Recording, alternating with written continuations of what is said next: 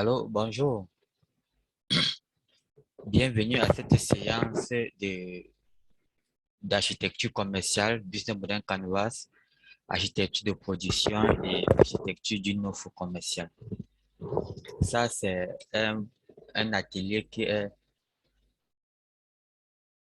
ça, c'est un atelier qui est prévu pour les éleveurs, que ce soit de volailles, de poissons ou d'autres types d'animaux.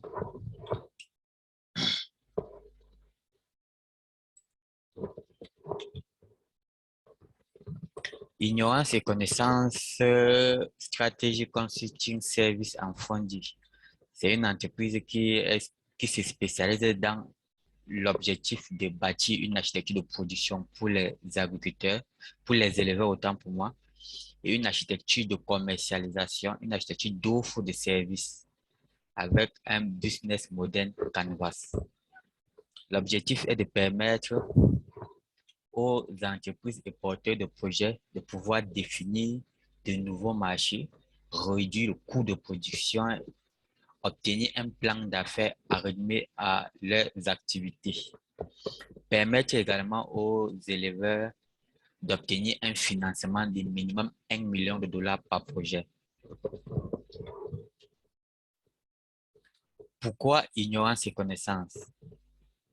C'est une entreprise qui doit faire dans le conseil stratégique, le service aux entreprises et la mise à disposition de financement au projet. On a comme financement de projets déjà réalisés dans le cadre de l'activité de ignorance et connaissance en prélude de sa création. 12 millions de dollars levés en tant que bénévole d'affaires. 300 millions de dollars levés pour les entreprises camerounaises déjà actives au Cameroun et 7 millions de dollars levés sur les plateformes de crowdfunding. J'espère que vous me suivez bien. Si vous ne suivez pas, vous avez le chat pour faire un commentaire si vous ne m'entendez pas bien. Merci.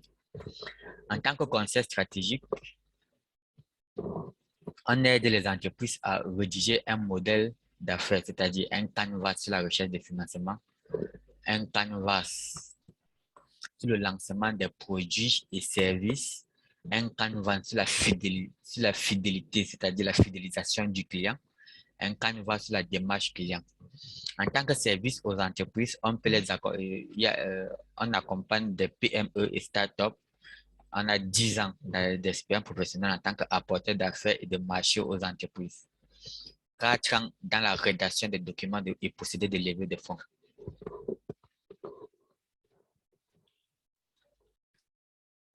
Qui suis-je? Moi, c'est Chitienzo Power Martial, apporteur d'investisseurs, apporteur d'affaires, bénévole d'affaires en ligne. C'est beaucoup plus en Amérique du Nord. Il y a une plateforme en Amérique du Nord qui recrute les bénévoles d'affaires. Vous pouvez intervenir dans différents domaines en tant que bénévole d'affaires. Consultant stratégique, consultant stratégique de ciblage, prospection, vente et fidélisation des clients. Ça, c'est l'activité que j'ai fait après l'obtention de ma licence à l'Université de Douala. Consultant en architecture de production et architecture commerciale. Je tiens à rappeler, si vous ne m'entendez pas bien, bien vouloir noter dans le chat. Si vous avez des questions, bien vouloir prévoir les questions pour la fin. Aujourd'hui, je me positionne comme le CEO de la future SAL, entreprise appelée Ignorance et Connaissance Stratégie Consulting Service en Fondi. C'est une entreprise qui est en cours de création. Le statut est déjà rédigé et il manque juste à trouver les fonds pour créer l'entreprise en tant que SARL. J'ai 15 années d'expérience professionnelle, chez les 15 années d'expérience dans l'accompagnement des PME, sur la création de leur offre, la définition d'une stratégie de vente et le développement de leur vente. 4 années dans l'accompagnement des startups et jeunes entreprises dans la recherche d'obtention de financement. Donc, comme j'ai dit précédemment, par rapport au financement obtenu, ça fait 4 ans que j'ai eu à lever 12 millions de dollars, 300 millions de dollars pour le Cameroun et 7 millions de dollars par crowdfunding. L'objectif de l'atelier, permettre aux entrepreneurs de construire un modèle canvas d'affaires. C'est ça l'objectif de cet atelier. Permettre au programme du projet ou de l'entreprise d'établir ses premières hypothèses de vente. Avoir un premier visuel sur les premiers pas nécessaires pour structurer son projet d'affaires. Établir une veille stratégique dans l'optique de réduire le coût de production. À l'exemple, dans le cas du Cameroun, on a eu la CFC qui s'est introduite sur le marché de la volaille avec une stratégie pas du moins conventionnelle. Définir une architecture d'océan bleu commercial. Généralement, le marché africain, le marché de la volaille, le marché de l'élevage, c'est un marché qui est généralement pas stable. Donc, l'objectif pour un éleveur de s'en sortir est de définir une architecture d'océan bleu commercial. Le déroulement de l'atelier. On a pourquoi et quoi de l'atelier. On a l'explication du Business Model Canvas, abrégé BMC, dans le cadre d'une ferme. Il y a l'architecture de production, l'architecture commerciale, l'architecture d'une offre commerciale, les financements disponibles pour ceux qui sont dans le besoin. Et on a le 7e point qui est questions et réponses. Et enfin, en 8e point, on aura le mot de fin. C'est quoi le Business Model Canvas? On ne peut pas parler de Business Model Canvas sans évoquer Alexandre Osterwalder et Yves Pignet. Ce sont ces deux qui ont mis sur pied ce qu'on appelle aujourd'hui un Business Model Canvas. D'autres peuvent l'appeler un modèle d'affaires, une architecture d'affaires. Le défi que nous aidons à relever concerne notamment la stratégie de portefeuille de marque et de positionnement des FMI.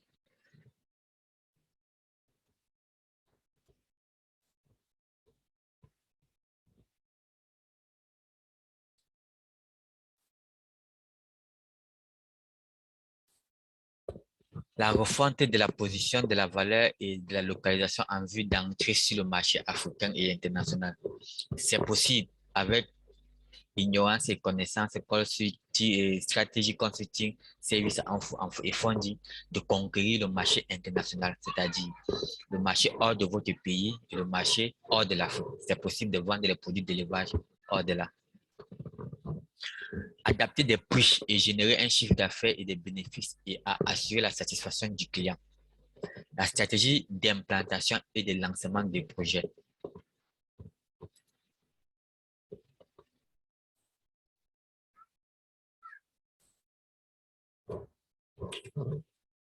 Voici à quoi ressemble un Business Model Canvas, un BMC. Dans le cadre de la ferme, voici comment nous allons travailler. Nous avons le segment de marché ou des clients, c'est-à-dire à qui est-ce qu'on vend. C'est le plus important dans le lancement d'un projet ou d'une entreprise. C'est facile pour tout le monde de savoir ce qu'on doit produire, mais c'est difficile de savoir à qui on vend. Par conséquent, vendre à tout le monde, c'est vendre à personne. Et vendre tous les jours, c'est de ne rien vendre chaque jour. On a la relation que nous avons avec les clients. Il y a les canaux de distribution, canaux de vente. On a la proposition de valeur. Qu'est-ce qui distingue notre produit d'élevage de la concurrence? On a les ressources clés. On a les activités clés, on a les partenaires clés, on a la structure des coûts. La structure des coûts, comment, à combien est-ce qu'on produit, les produits issus de l'élevage? Excusez-moi du thème. À combien est-ce qu'on produit? Mettre sur pied un élevage revient à déterminer la structure des coûts, définir tous les paramètres, tous les coûts, allant de, comment je peux appeler cela, allant de l'achat de l'espace sur lequel nous allons réaliser notre élevage jusqu'au produit fini, au poulet, au porc, au poisson qui sort de cet élevage. C'est ça ce qu'on appelle la structure des coûts. Le flux de revenus. Quel est notre bénéfice actuel? Quel est notre chiffre d'affaires? Nous passons à la page suivante. Comprendre le BMC. Nous avons une courte vidéo ici que nous allons suivre pour comprendre le BMC dans le cadre d'un élevage.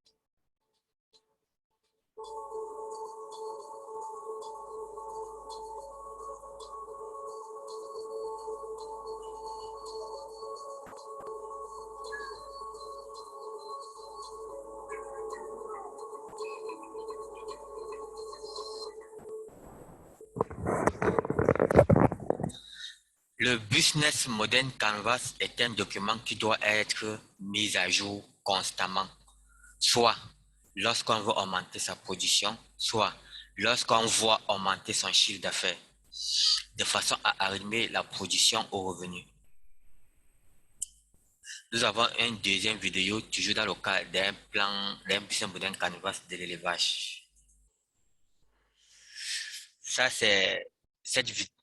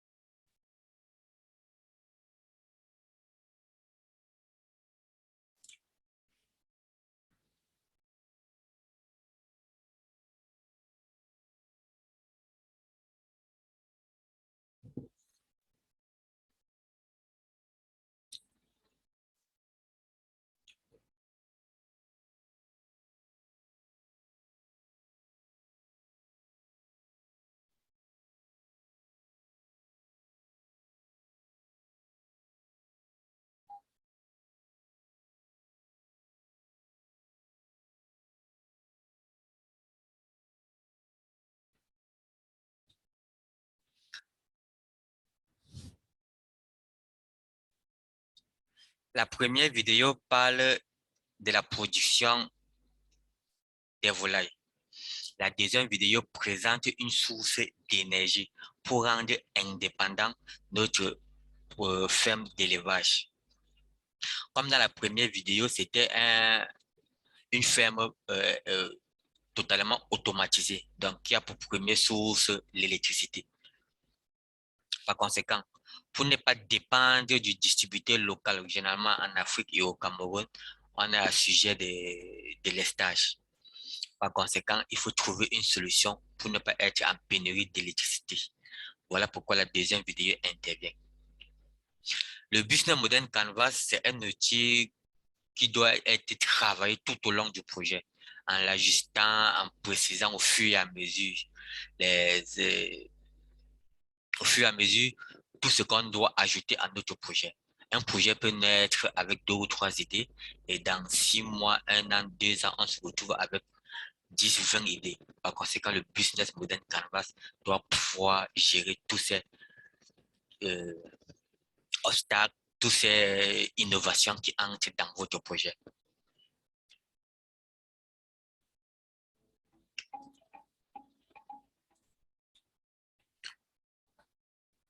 Le segment des clients, le segment de marché. Comprendre un BMC, un Business Model Canvas, revient à répondre aux 5 questions qui se trouvent à la gauche de votre écran. Par conséquent, dans le cadre de l'élevage, le segment des clients, c'est-à-dire à qui est-ce qu'on vend nos produits, nous avons les consommateurs des 2 sexes qui vont de 9 mois à 90 ans. De 9 mois à 90 ans, nous consommons des produits d'élevage. Je prends l'exemple des 9 mois. Aujourd'hui, il y a des femmes avec des pommes de terre qui mélangent avec la viande ou le poisson et puis pour nourrir les enfants de 9 mois. C'est possible. On a les clients. Le client, c'est celui qui achète. Or, pour acheter, pour aller au marché, effectuer un achat correct en Afrique, au Cameroun, il faut avoir 16 à 60 ans. On a les prescripteurs. Le prescripteur, c'est celui qui amène à acheter. Ça peut être un enfant de 3 ans qui dit à sa maman, à son papa, il veut manger le poulet aujourd'hui, c'est lui le prescripteur. Ça peut être un homme âgé de 90 ans et plus qui dit à ses enfants, je veux manger du poulet. Mais ce n'est pas lui qui est sur le marché pour acheter. Généralement, la tranche d'âge de ceux qui se retrouvent sur le marché pour acheter sont entre 16 et 60 ans. Maintenant, comment est-ce que sont repartis ces clients-là? Ils sont repartis tels que on a la population qui sont la diaspora, les célibataires, les familles, les employés de bureau, les techniciens, les chômeurs. Parfois, il y a les hôtels. Les hôtels peuvent acheter, ce sont des intermédiaires, ils achètent vos produits pour revendre chez eux.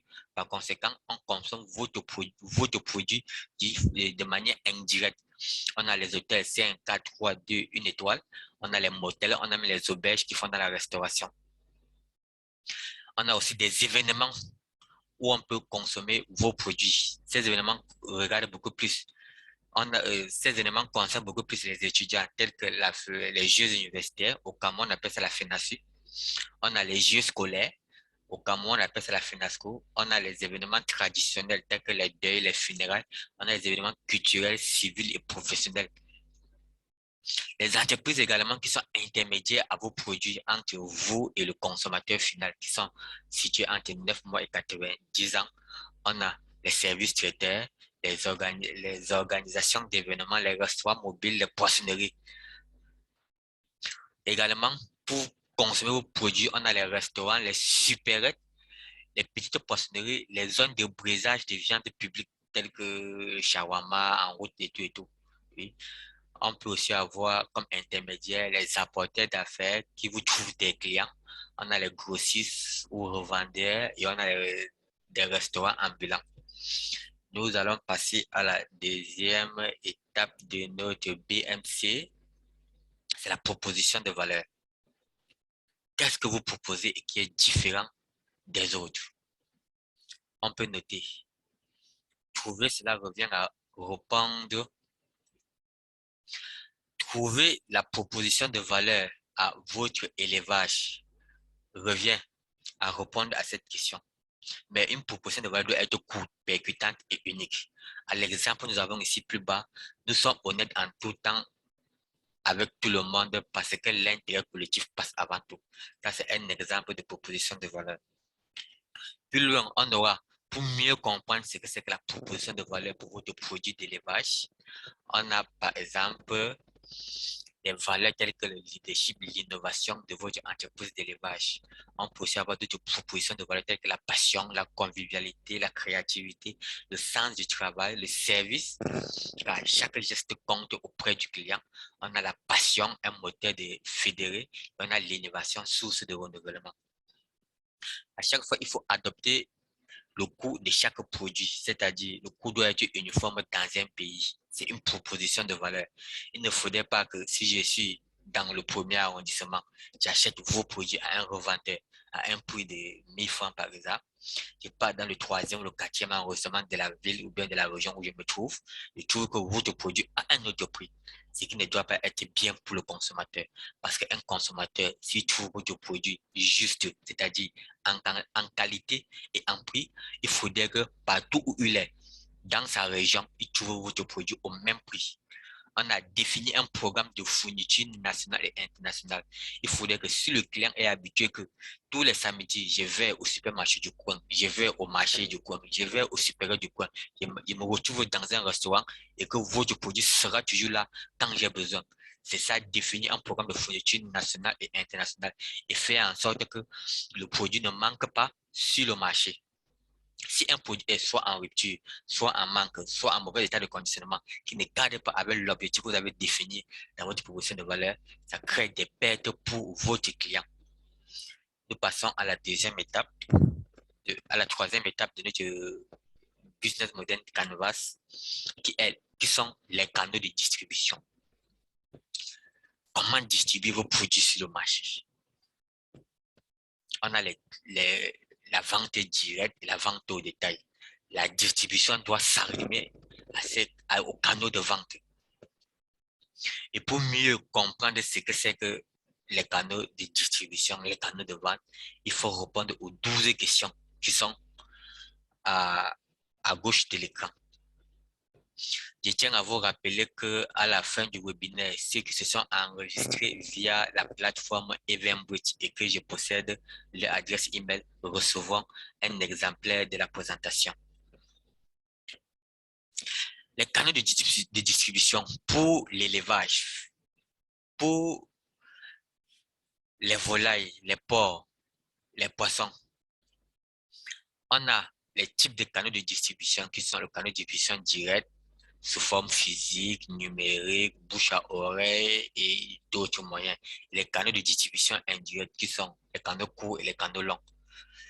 On peut aussi noter comme canaux de communication ou de distribution virtuelle ou d'emplacement virtuel. Il faut être présent sur les réseaux sociaux, faire des emails, les médias papier, parfois même sur Eventbrite pour présenter votre produit. Nous avons les canaux de communication pour présenter également votre produit. Vous pouvez être, vous deviez absolument être présent sur Google Business, Google Fit, Google Sheets, Google Shopping, Google Ads, Google Message, Google Business ou Google Entreprise, campagne Google Shopping et les Business Messages et Google Tag Manager. Google Maps également, c'est indispensable. Il est impossible pour une entreprise, quel qu'en soit le domaine, d'être absent sur Google Maps. Vous pouvez aussi vous servir des influenceurs éthiques et entrepreneurs. Il faut éviter les influenceurs qui ont des images déjà achetées de représenter votre produit. Comme canal de vente, on peut aussi avoir la vente directe qui est euh, représentée par le producteur, le e-commerce, une force de vente propre à soi et un consommateur bien défini. On peut avoir les circuits courts, on peut avoir les circuits longs. L'objectif est de définir une politique et une architecture de distribution à faire respecter par tous les parties, y compris vous-même. Si vous êtes en partenariat ou en collaboration avec un supermarché, avec une supérette, avec des restaurants, vous devez avoir ce qu'on appelle sous forme politique dans la politique, la feuille de route.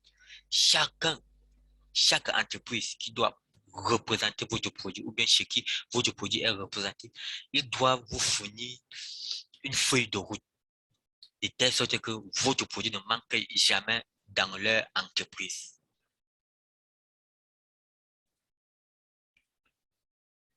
Ce que vous devez absolument savoir à propos des emplacements, chaque emplacement est caractérisé par un environnement rapproché de, pardon, rapproché qui lui est spécifique. C'est-à-dire, si vous avez ciblé, par exemple, les étudiants, comme si, comme consommateur de vos produits, vous devez avoir un point de distribution ou bien un partenaire qui est dans cette zone. Chaque emplacement possède ses différences en matière de comportement d'achat. Exactement. Si vous êtes dans une zone où on ne connaît pas le paiement électronique, où le paiement électronique n'est pas répandu, vous devez adapter 80% 60 à 80% du modèle d'achat physiquement et non pas les méthodes électroniques.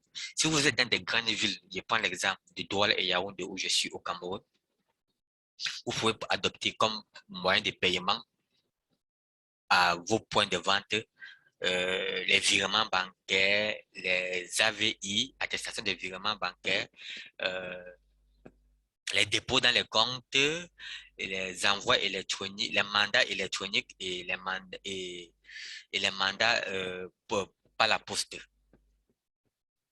Nous allons passer à l'étape suivante de notre business model Canvas. La relation avec les clients. On doit définir les relations avec nos clients. Et pour mieux comprendre la relation que nous devons mener avec nos clients, il faut répondre aux questions posées ci-dessous. Je tiens à rappeler pour ceux qui viennent d'intégrer le groupe, un exemplaire de la présentation vous sera transmis si vous avez effectué votre enregistrement via l'application Eventbrite. Merci. Pour mieux vendre ses produits, pour mieux comprendre le modèle d'affaires, le business model Canvas, il faut bien définir la relation avec ses clients. Et pour mieux comprendre la relation avec le client, c'est dans le slide suivant. On a des relations, je peux dire, personnelles ou générales ou spécifiques par rapport à chaque cible. Comme par exemple, on peut d'abord noter les 8 vecteurs de communication dans le cadre de la relation avec les clients. On a les publicités, la vente directe, les relations publiques, le marketing direct, la promotion des ventes, la commandite, le placement de produits, la communication événementielle. Les 5 façons d'améliorer l'expérience client, la sincérité et la communication, la flexibilité dans la tarification, la possibilité, le personnel compétent, le paiement rapide et l'expérience générale. À chaque fois, à chaque fin de mois, à chaque fin d'année, à chaque trimestre, vous devez être capable de faire une mise à jour de tous ces 5 points de façon à chaque temps améliorer la relation avec les clients. Maintenant, pour fidéliser la cliente, il faut identifier son client d'abord. Il y a plusieurs types de clients. Il y a les clients invisibles, qui n'aiment jamais s'afficher. Il y a les clients experts, ils savent ce qu'ils veulent. Ils sont capables à vous porter critique sur votre produit. Il y a les clients smart, il y a les clients indécis. Ils ne savent même pas ce qu'ils veulent, mais tout ce qu'ils veulent, c'est manger. Bon. Savoir manger, c'est savoir ce que tu veux. Généralement, ils n'ont pas de distinction entre la qualité, la quantité, l'offre et je peux dire des propos, indécis qui ont des désirs personnels, des caprices en quelque sorte. On a le client en or, celui-là qui arrive, il achète. Il faut toujours prendre soin des clients, car c'est la raison de vivre de votre entreprise. On passe au slide suivant. Les sources de revenus. Quelles sont les sources de revenus utiles pour une ferme? On a les partenaires dans la fourniture d'ingrédients. Si vous ne maîtrisez pas votre chaîne de production, c'est-à-dire vous produisez vous-même les aliments, la provenderie pour votre ferme, vous devez avoir des partenaires avec les fournisseurs d'ingrédients. Vous devez avoir un partenaire avec les équipements. Comme dans la vidéo précédente, on a vu des enclos automatiques qui se chargent du client. Un instant.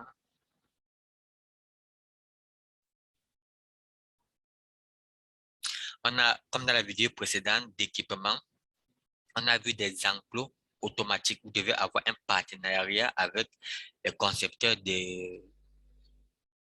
d'enclos, d'abreuvoirs, de chauffage pour les poussins. Wow. Je tiens à vous rappeler que je n'ai pas souscrit, donc en cas de fermeture du lien, en cas de rupture de la connexion, bien vouloir juste relancer uniquement le lien. Merci. Partenaire dans le partenariat dans les agences de marketing. Si vous n'avez que des compétences pour produire, vous devez avoir un partenaire avec un partenariat, autant pour moi, avec des agences de marketing qui vous aident à présenter votre produit. Vous devez avoir des ressources telles que les équipements de protection, les équipements de sécurité, les ressources telles que les employés compétents, les ressources telles que les recettes pour mieux vendre. Pour mieux illustrer cela, nous allons passer au slide suivant.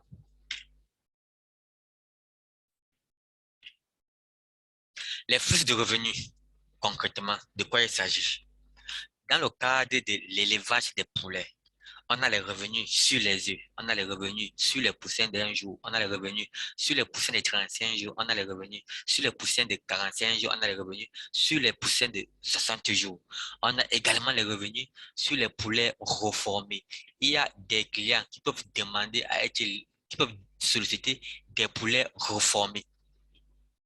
On peut avoir les revenus sur les lapins nettoyés parce que le prix est différent. Vendre un lapin vivant et vendre un lapin nettoyé et découpé, ça augmente de la valeur, une valeur supplémentaire sur le lapin vivant. On a, pour mieux avoir un bon revenu, vous devez être en collaboration, être présent dans des événements tels que le brunch, les foires, les congrès, les mariages, les salons professionnels, les funérailles, les team brunil, les enterrements même, le lancement de produits, le networking et les conférences. Exemple, la LGBC Bali organise chaque mois, je pense que ça doit être le mercredi, des ateliers où des entreprises, des porteurs de projets dans l'agroalimentaire, l'agro-industrie, l'élevage, de venir présenter leurs produits à la banque des PME de la LGBC précisément. La banque des PME de la LGBC située à Bali. organise des ateliers pour que les agriculteurs présentent leurs produits. On a les ventes par abonnement comme source de revenus pour vous en tant qu'agriculteur éleveur. Vous pouvez avoir les ventes par abonnement. Des hôtels, des motels peuvent s'abonner chez vous de telle façon que chaque mois, chaque semaine, vous devez les livrer automatiquement du poulet. C'est à vous maintenant d'arrimer l'offre de services et l'architecture des paiements, de faire en sorte que de ne jamais courir derrière le client après avoir livré le produit. Il y a des séminaires tels que les after-work, les coworking, les talks, les ateliers, les after phénoménales organisés par certaines entreprises qui ne sont pas concurrents chez vous. Les banques organisent les ateliers, les séminaires, les assurances organisent les séminaires, certains porteurs de projets dans d'autres domaines hors de l'agriculture et de l'élevage organisent des séminaires. Vous pouvez être en partenariat avec eux pour présenter vos produits à leur cible. C'est ce que j'appelle, ils sont vos concurrents indirects car ils ne font pas dans le même produit que vous. Et vous pouvez vous servir d'eux pour avoir leurs clients. On a les trois leviers pour augmenter votre source de revenus. Agir sur le mix client-acheteur, agir sur le mix produit offert et sur le mix des prix de vente des produits offerts. Si vous vendez un produit, vous n'aurez pas de clients. Par conséquent, il faut vendre plusieurs produits. Lorsqu'un client arrive dans un lieu de commerce, dans un lieu pour acheter un produit, s'il n'y a qu'un seul produit, le client ne pourra pas faire son achat. Le client adore réfléchir avant de faire un achat. Si vous, le même produit peut être tarifé et peut avoir une tarification différente. Ça peut aussi permettre au client de faire un choix. Si vous dites à un client que si vous achetez de 100 à 200 poules de 35 jours, je vous laisse la poule à 2000. Mais par contre, vous dites encore plus bas. Si vous prenez de 300 poulets à 500 poulets, je vous laisse un poulet à 1500. C'est le même poulet qui est vendu, mais le prix varie selon la quantité que le client prend. Là, ça permet au client d'avoir plus de choix et ça vous permet aussi d'avoir plus de revenus par rapport au choix du client. On a les provenderies. Si vous maîtrisez la chaîne de production, c'est-à-dire vous produisez la provenderie, vous produisez tous les produits de la ferme. Je prends l'exemple des poules. Excusez-moi si je me focalise que sur la volaille, les poules. Vous pouvez avoir les œufs, les poussins, les poules que vous vendez. Vous pouvez avoir aussi, dans le cadre de la porcherie, le jagot de porc, ou bien le jagot de bœuf, ou bien le jagot de lapin. C'est bien possible de les avoir. Vous pouvez vendre, vous pouvez avoir le poulet haché, le porc haché, le poisson haché, le bœuf haché, la chèvre hachée. Ça, c'est des valeurs que vous ajoutez à votre produit et par conséquent, ça diversifie le flux de revenus. Nous passons au second slide et à la seconde page du Business Model Canvas. On a les ressources clés.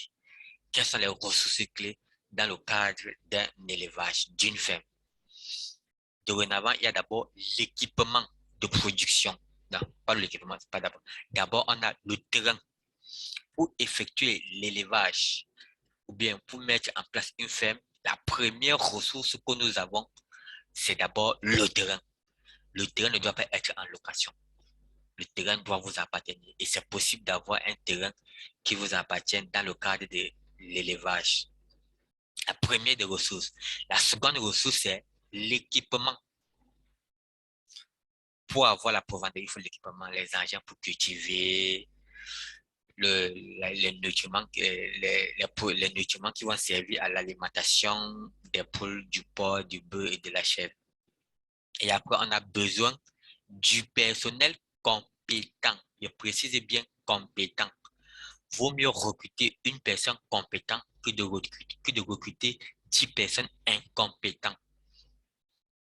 On a les ressources financières. Ça peut être l'investisseur, ça peut être votre source de financement personnel.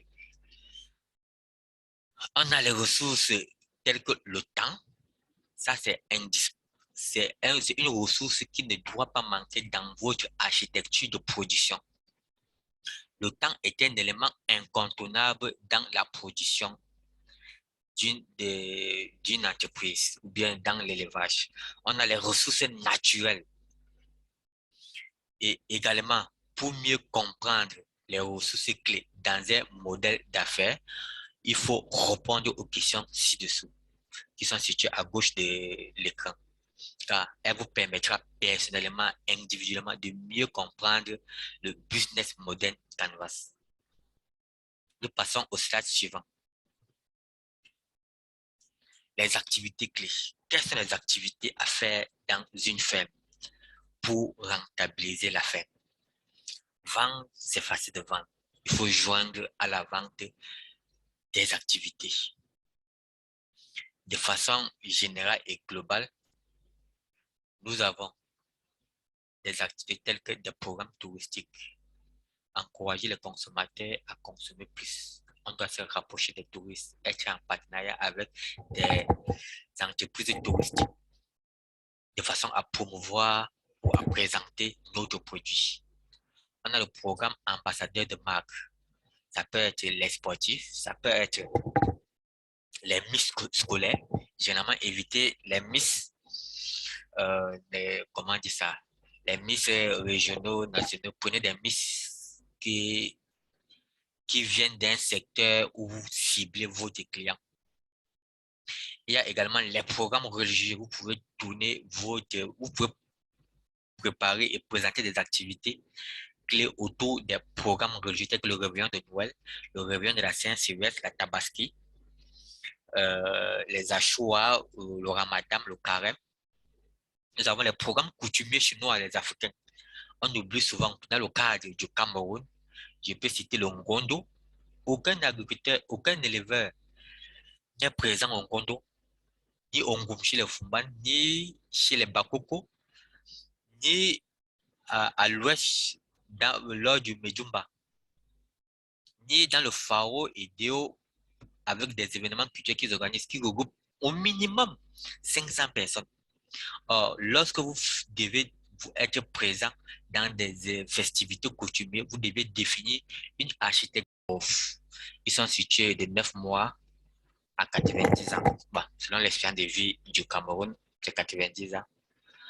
Bon, la moyenne de vie, c'est 50 ans, 60 ans, mais on retrouve aussi des individus de plus de 50 ans. Voilà pourquoi j'ai pris le segment des clients de 9 mois à 90 ans. On a les relations avec les clients. Il s'agit du niveau de personnalisation que vous voulez atteindre avec vos clients. On a la proposition de valeur. C'est l'ensemble des produits et services offerts.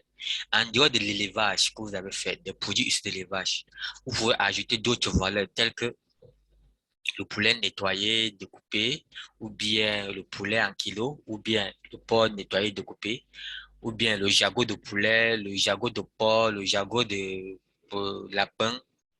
Vous pouvez ajouter autant que possible des valeurs qui peuvent fidéliser ou attirer plus de clients, beaucoup plus augmenter votre chiffre d'affaires. On a les ressources clés, on a les ressources humaines, les ressources de compétences, les ressources alimentaires, le matériel, les finances, la technologie et l'intelligence. On a informationnel, le temps surtout. Comme fiche de revenu, nous avons la façon dont l'entreprise gagne son argent. Comment est-ce que vous gagnez votre argent? Nous passons au stade suivant, à l'étape suivante de l'atelier d'aujourd'hui.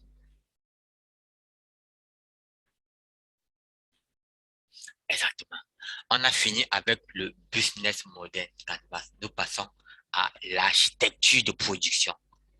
Elle,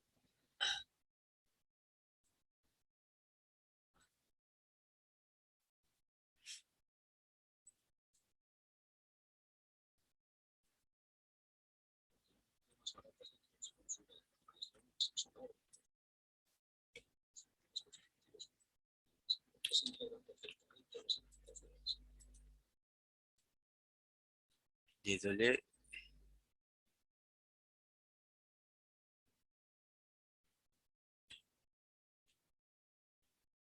voilà. Nous étions sur l'architecture de production.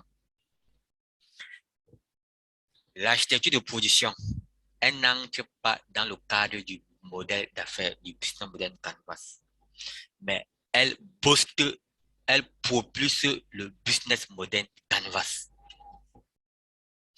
Et Pour parler d'architecture de production, on ne peut pas parler d'architecture de production sans le Kaizen de Toyota. Et pour comprendre le Kaizen de Toyota, c'est un atelier de 3 heures de temps pour comprendre. Et en résumé, dans le cadre de l'élevage, le Kaizen s'applique par ces 5 points notés à gauche. Nous avons les 14 points du Kaizen de Toyota. Et les 14 points ne peuvent pas s'appliquer dans l'élevage. Par conséquent, j'ai mis en synthèse 5 points tels que ranger, mettre de l'ordre, nettoyer, soigner et respecter les procédures pour que la production soit en période, soit de temps en temps, soit de façon constante, exponentielle.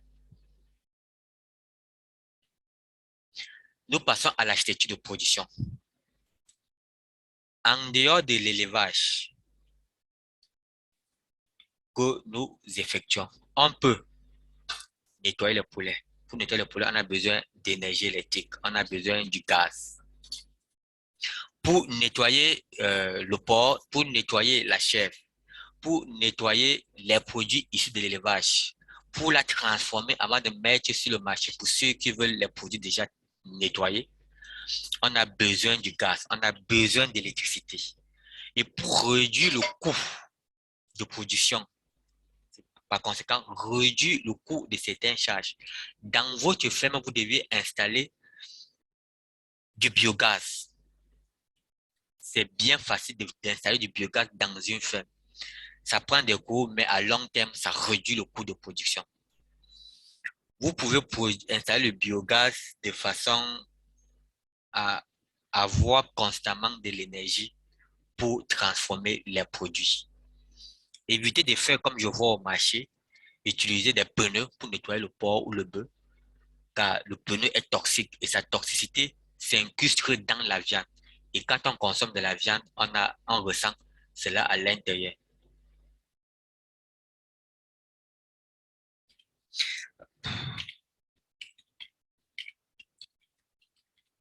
Un instant, pardon.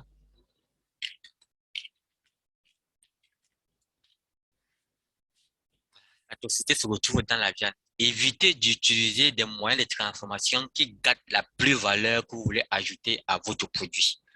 Voilà pourquoi, pour mieux s'adapter, pour mieux rendre plus performant la plus-value, utilisez le biogaz. On passe au slide suivant.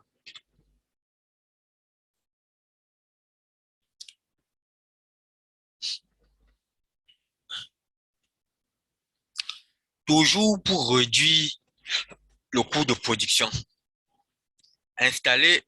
prendre un abonnement chez le distributeur local d'énergie qui, dans un premier temps, n'est pas fidèle, des délestages à tout moment. Dans un deuxième temps, ne respecte pas sa promesse. On a souvent les baisses de tension. Voilà pourquoi installer les verres photovoltaïques dans votre ferme ou bien dans votre cage d'élevage vous permet d'optimiser l'électricité. Nous allons suivre cette vidéo.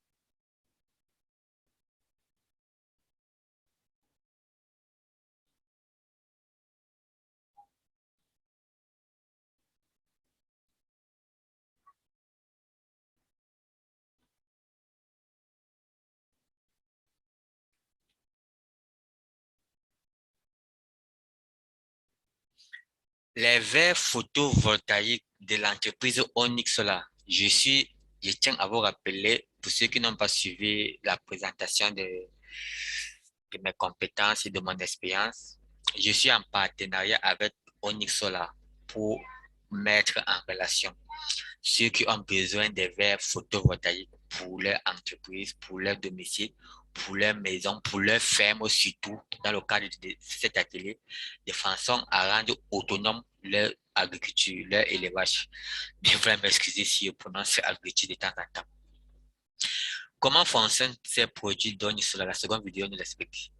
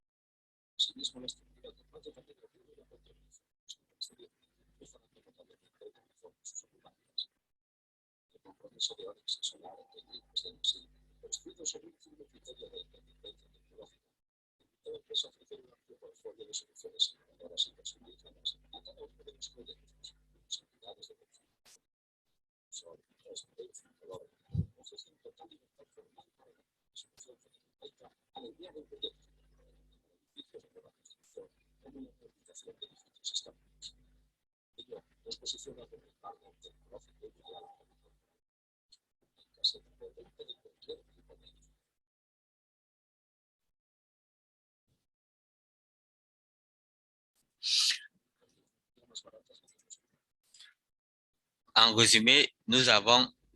Ah,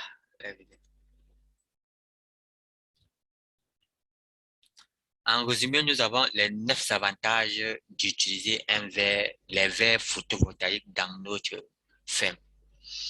Déjà, elle protège les bêtes contre les UV, contre les infrarouges, elle réduit et optimise le facteur solaire sur les bêtes. Elle fournit l'éclairage naturel à l'intérieur de la ferme. Elle produit une énergie propre. La valeur d'énergie générée est moins coûteuse et elle donne à la ferme, au bâtiment, à l'entreprise une isolation thermique, une isolation acoustique. Et vous pouvez personnaliser le design des verres que vous achetez selon votre grille. Nous allons nous allons à la suite de l'architecture de production. C'est quoi l'architecture de production? Pour produire, on a besoin de quoi? Compétences principales. Adopter une attitude accueillante envers la clientèle. Développer une bonne mémoire visuelle et auditive. Faire preuve d'adresse physique et de prudence lors du service. Savoir travailler en équipe avec le personnel. Oh, j'ai dû confondre là-bas. Oui, bar, cuisine, plus de fidélité. Les matières premières, on a la conformité de la zone de stockage. Si vous produisez vous-même l'aliment pour l'élevage, vous devez avoir une zone de stockage conforme, avoir des actionnaires, respecter la règle d'hygiène pour la conservation de la matière première, qui est l'aliment. La matière première, la deuxième matière première, qui est les compétences. Avant de recruter un personnel, un individu dans votre entreprise, vous devez vérifier qu'il dispose de ces 3 valeurs. Le savoir, le savoir-faire, le savoir-être. Dans le contexte de l'élevage. Parce que le savoir, le savoir-être varie en fonction du contexte de l'entreprise, du projet. Les 10 compétences les plus recherchées dans le service de la commercialisation pour vos produits et le service à la clientèle, la sensibilité culturelle. Dans le cas du Cameroun, vous savez que la mentalité, le client varie, le comportement du client varie en fonction de sa tribu. Nous avons l'aptitude de communication dans le cas des vendeurs, les compétences multitâches. le goût du travail, les compétences linguistiques également. Il y a certains clients que parfois il faut parler en sa langue maternelle pour le convaincre. On a le professionnalisme, la capacité de travailler en équipe et les aptitudes de résoudre les problèmes. Le problème peut être avec le client, un client qui a acheté un produit et qui a mal spécifié ce bien, qui a mal spécifié son besoin, ou bien son besoin a été mal compris par l'agent commercial. Il faut être apte à résoudre ce type de problème. Nous avons l'attention aux détails. Nous allons passer au second slide de l'architecture de production. Dans la production, on tient également compte du transport. Or, on transporte le produit vivant et le produit fini, c'est-à-dire nettoyé. Et pour transporter, vous devez doter votre entreprise, votre ferme des engins qui cadrent avec la situation géographique, c'est-à-dire les routes, si elles ont trop de nids de poules ou bien si elles ne sont pas trop conformes. Prochain slide, on a l'architecture de production. C'est quoi la production? Ces trois vidéos vont nous permettre de comprendre ce que c'est que la production dans l'élevage. La première vidéo.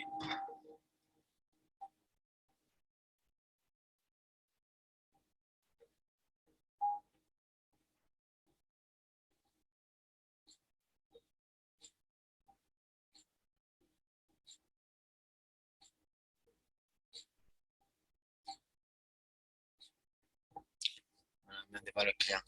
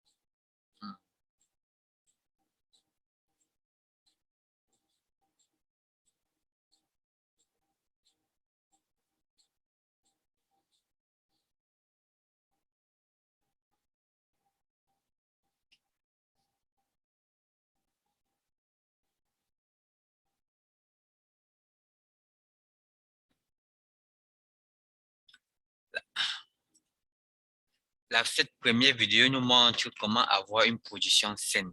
Et pour avoir une production euh, avec un minimum de pertes, il faut réduire autant que possible le contact humain avec la volaille, mais avec le produit élevé. Limiter réduire autant que possible le contact entre le milieu intérieur de l'élevage et le milieu extérieur. Parce que généralement, les bactéries, les virus sont transportés aussi par le vent ou bien par d'autres animaux qui ont accès à la ferme. Voilà pourquoi ce type de ferme d'élevage est conseillé pour une production élevée.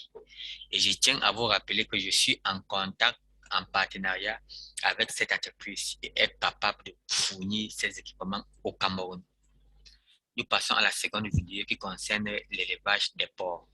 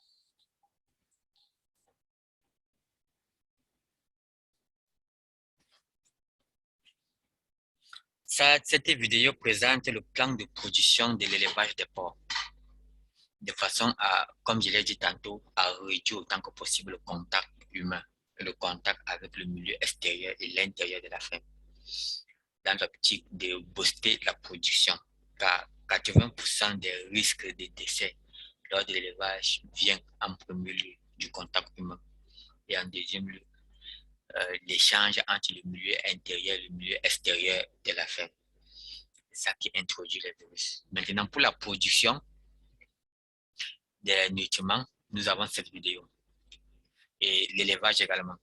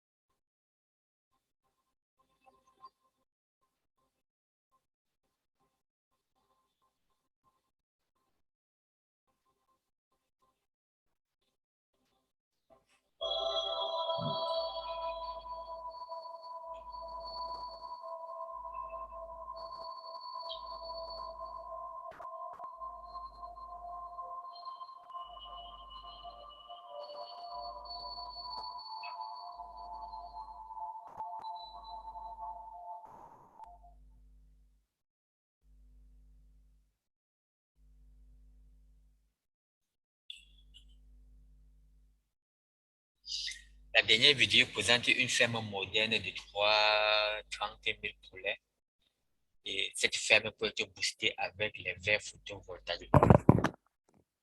Cette ferme peut être boostée avec des verres photovoltaïques pour être complètement indépendant en énergie électrique et permettre l'éclairage interne naturel avec les verres photovoltaïques.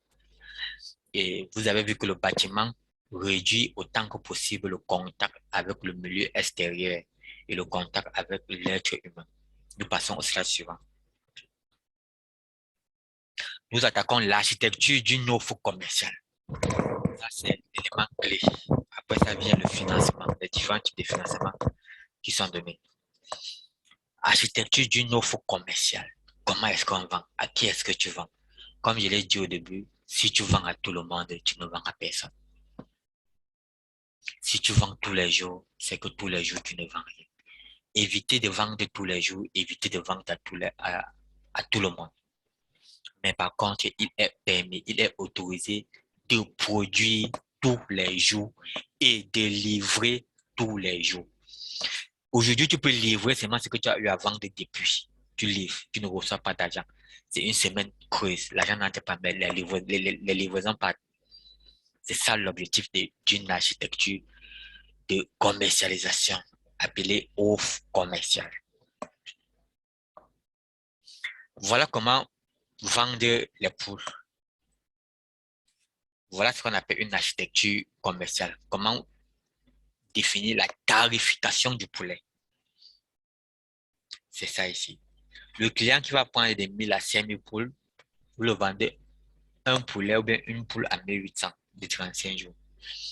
Par contre, celui qui va prendre plus de 1 million de poules de 60 jours, vous pouvez le laisser à 1200. Il prend 1 million de poules à machin. Or, précédemment, on a vu que les bâtiments, un bâtiment fournissait 30 000 poules. Donc, s'il prend 1 million de poules, ce n'est pas dit que vous allez livrer 1 million de poules d'un coup. Vous pouvez fragmenter la livraison. Faire en sorte que le poulet est livré au fur et à mesure. Maintenant, la valeur ajoutée qui a été définie dans le business plan, ça peut être le nettoyage de poulet.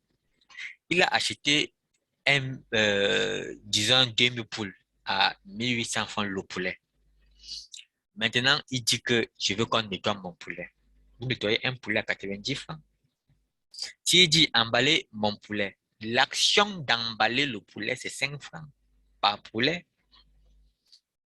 Si c'est votre logo qui veut que ça soit sur l'emballage, vous dites que c'est gratuit, il fait votre publicité. Si c'est son logo qui est sur l'emballage, vous dites que pour mettre son logo, ça fait 35 francs. L'action d'emballer plus le logo, ça fait 40 francs. Si c'est sans logo, l'emballage, le nom que vous utilisez, c'est 10 francs. C'est bien comme ça qu'on définit l'emballage, la plus-value. Maintenant, revenons avec la livraison. La livraison le prix de livraison peut varier selon le canal de livraison. Si c'est par voie terrestre, c'est-à-dire le véhicule et ceci, vous avez les véhicules comme vous avez dans le slide précédent, où vous facturez la livraison même à 10 francs par poulet, ou à 5 francs par poulet, ou à 100 francs par poulet. Vous livrez un poulet à 100 francs. Vous allez vous retrouver à fin de compte que le poulet que vous l'avez laissé à 1800, avec le nettoyage, l'action d'emballer et l'emballage, puis ce déplacement, le poulet peut se retrouver même à 2000, 2200 que vous l'avez livré. Mais à cela, ça ne suffit pas. À cela, ça ne suffit pas. La même chose, nous les avons avec le port. Voici un plan d'une architecture de tarification pour le port. Vous pouvez vendre le port de 7 jours, 15 jours, 35 jours. Bon, là, je ne maîtrise pas comment est-ce qu'on vend le port. Je n'ai pas voulu mettre un prix au hasard. C'est libre de mettre le prix au hasard. Vous pouvez vendre le port par rapport au nombre de jours, vendre le port par rapport au kilo, bien vendre le port par rapport au nombre de mois. Ça, c'est une architecture commerciale, de tarification commerciale, beaucoup plus de tarification pour le port.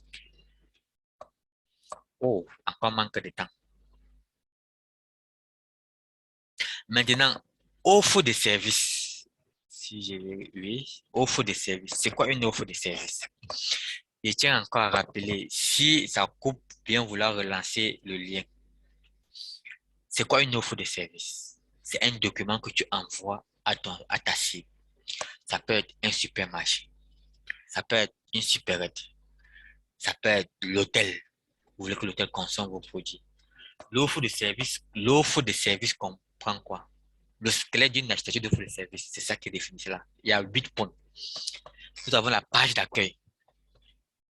Nous avons la présentation sommaire de l'offre, c'est-à-dire une brève description. Nous avons le profit de l'entreprise ou bien le profit de l'individu. Si vous êtes une entreprise, vous devez définir le profit de l'entreprise, c'est-à-dire la présentation de l'entreprise et l'objectif de l'entreprise. Nous avons l'objectif de l'entreprise, c'est-à-dire l'objectif de l'entreprise est varié en fonction du destinataire et en même temps prévoir à l'intérieur de votre offre commerciale, de votre document commercial, un modèle d'affaires qui fait en sorte que le client et vous, vous avez une vision commune dans cette dans ce modèle d'affaires que vous avez défini dans l'offre.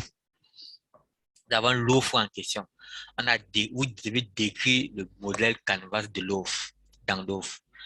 Vous devez avoir une présentation ici de l'offre. Nous devons décrire l'offre sur le plan de sa quantité, de sa qualité et de tous les aspects éthiques et esthétiques de l'offre. Vous devez aussi avoir la tarification, comme j'ai présenté dans les 3 slides précédentes. Vous devez définir une tarification. Comment est-ce que les produits sont tarifés? Vous devez aussi présenter les modalités de paiement au client dans votre offre. Comment est-ce que le client paye dans l'offre? Vous devez aussi présenter ce qu'on appelle au septième, vous devez présenter la démarche d'achat. Le client ne doit pas se lever un matin, venir toquer au pot de votre entreprise, je veux 1 million de poulets. Non, il y a une procédure pour cela. Déjà que vous ne pouvez pas produire 1 million de poulets d'un coup. Donc, vous devez avoir une démarche que le client doit suivre afin d'entrer en possession de votre produit. Et enfin, les remerciements. Présenter des valeurs chaleureuses de votre lieu d'activité. Présenter les valeurs chaleureuses de votre lieu d'activité. Placer la cible au cœur de la stratégie d'entrepreneur et donner l'accès à vos produits en lui couronnant d'un retour sur investissement. Nous passons à l'étape suivante, les financements. Vous voulez obtenir un financement pour votre projet d'agriculture. Excusez-moi, c'est votre projet d'élevage. Il vous faut un financement. Je suis business associé chez IMCI qui finance les projets en Afrique. Si vous avez déjà un projet que vous avez lancé et que le projet est en difficulté, vous pouvez demander un financement de restructuration ou de réhabilitation. Et pour cela, vous avez la documentation à côté. Le business plan de restructuration, le business advisory, le business coaching, l'étude de faisabilité, l'étude de marché et la structure de gestion des risques et prévoir une lettre de demande de financement.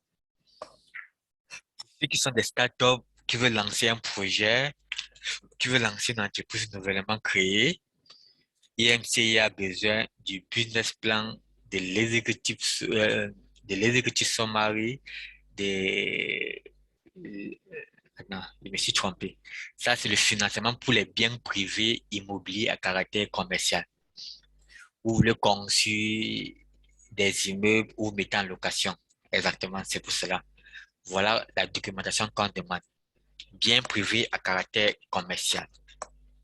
Le business plan, l'exécutif summary, étude de faisabilité, étude de marché et prévoit également l'aide des demandes de financement.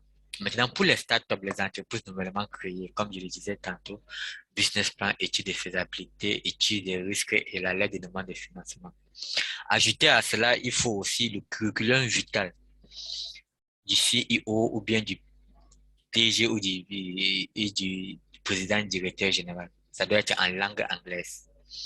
Le curriculum vital du CEO, du directeur des opérations et le curriculum vital du directeur financier principal. Et ajouter aussi à cela les documents de l'entreprise. Quand vous créez une entreprise, l'État vous donne la documentation qui prouve que votre entreprise existe. IMC a besoin de ça pour vous offrir le financement. Maintenant, nous passons à l'architecture de financement de IMCI. Voici l'architecture de financement de IMCI. IMCI a 4 programmes de financement. Le premier, c'est le programme A+. Le montant que vous devez demander doit se situer entre 750 000 euros à 800 000 euros. La durée de remboursement, c'est 4 à 7 ans. La période de grâce, c'est 24 mois. Donc, si après 7 ans, vous ne parvenez pas à rembourser, on vous donne 24 mois. Mais par contre, dans ce type de financement, le projet est sélectif. Donc, il peut arriver qu'on vous classe dans un autre type de financement. Oui, on a les coûts. Il y a les honoraires d'IMCI. Vous devez avoir un apport pour personnel qui est de 10% du montant, qui est de 10% du montant prêté. Autre coût, ça peut varier. La garantie sur le nantissement et la seule garantie que IMC vous demande sur votre projet, c'est de prendre l'assurance. Assurance sur le financement. Au Cameroun, en Afrique, il y a des assurances qui garantissent que si le porteur de projet ne rembourse pas, l'assurance rembourse le financement.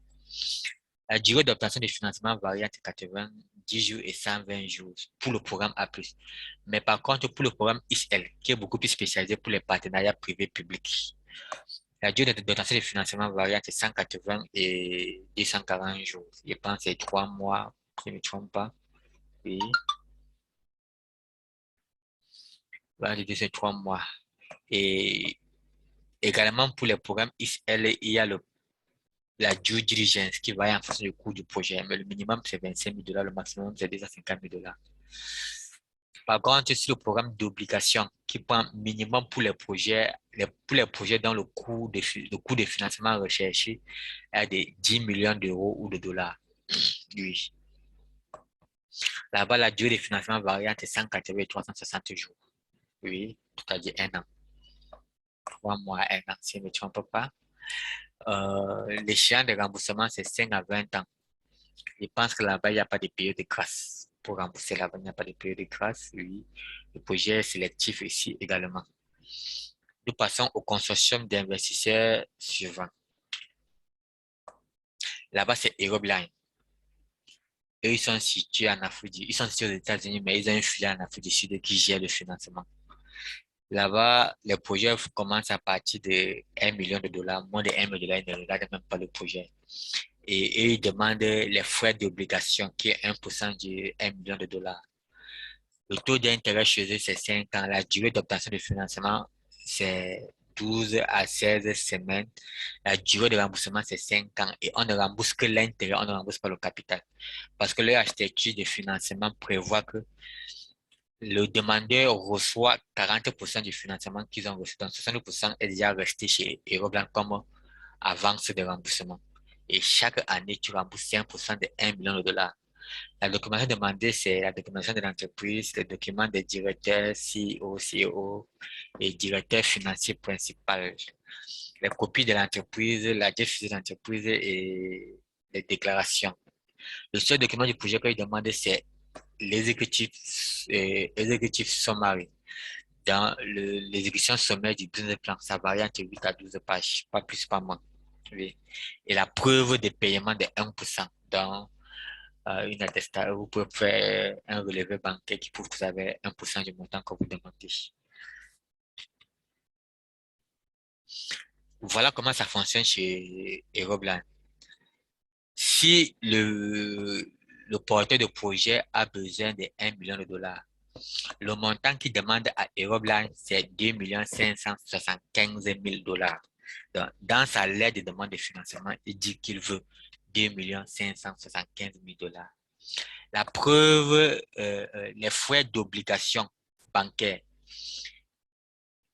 les 1% doit être à l'heure de 25 750 dollars. Donc, il doit avoir 25 750 dollars dans son compte. Chaque année, il rembourse 128 750 dollars. Voilà ce qu'il rembourse chaque année.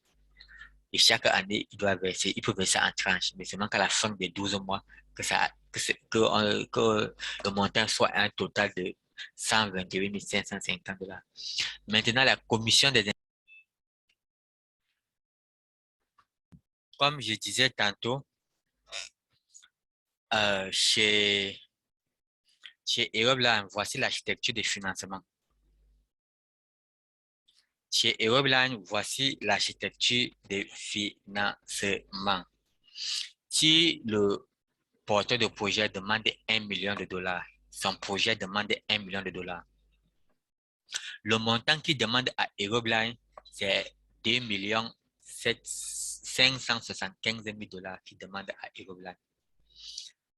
Les frais d'obligation, les 1% de 2 750 000 dollars, c'est 25 750 dollars qu'il doit avoir comme preuve de paiement de 1%.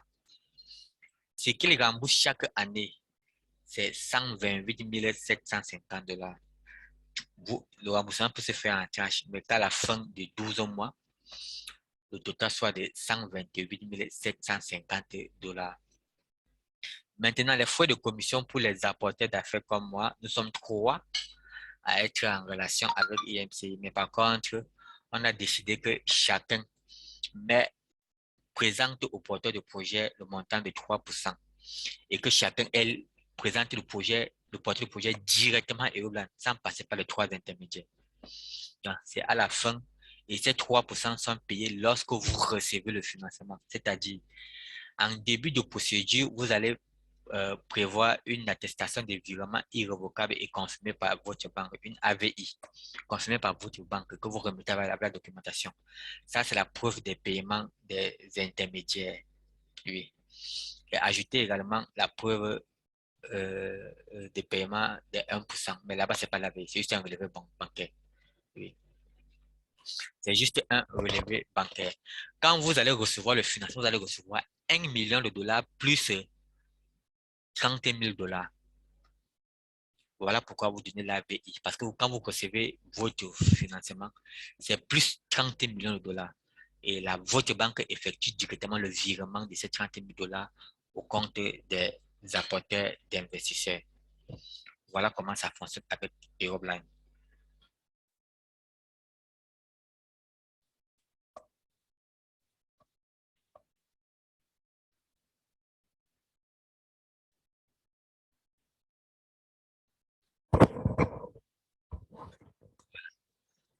Nous sommes maintenant à la phase de questions-réponses. Si vous avez des questions à poser. Déjà, il faut comprendre que pour mieux comprendre cet atelier, on a trois outils à comprendre. On a trois citations trois citations qui nous permettent de comprendre cet atelier. C'est ces citations qui sont indiquées plus haut. J'attends vos questions. Si c'est possible, levez la main, j'active votre micro. Ou bien vous écrivez votre question dans le chat. S'il n'y a pas de questions, je vais devoir avancer.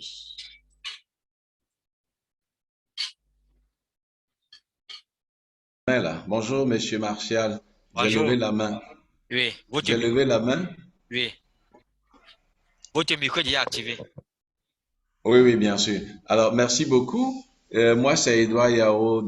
Je vous suis depuis la Côte d'Ivoire. Oui, Euh, Merci infiniment pour cette initiative qui me permet de voir pourquoi un projet, c'est pas de l'élevage, hein, mais de distribution de poulets n'a pas marché. oui, Votre présentation me permet de comprendre. J'ai deux questions sur l'aspect financement. oui, D'abord, est-ce que ce financement, on peut l'obtenir à partir de la Côte d'Ivoire? oui. Je ne sais pas s'il y a un représentant de Europe là, je ne sais pas, ou IMCI, je crois que vous avez dit deux sources là. Oui, Est-ce qu'à partir de la Côte d'Ivoire, on a la possibilité d'obtenir ce financement? Et puis, deuxièmement, je n'ai pas bien compris pourquoi, lorsqu'on a un besoin d'un million, on demande 2 millions, je crois, 575 000, alors que j'ai un besoin d'un million. Vous pouvez mieux m'expliquer, on demande 2 millions 575 000. Notre besoin de financement s'est situé à 1 million. oui.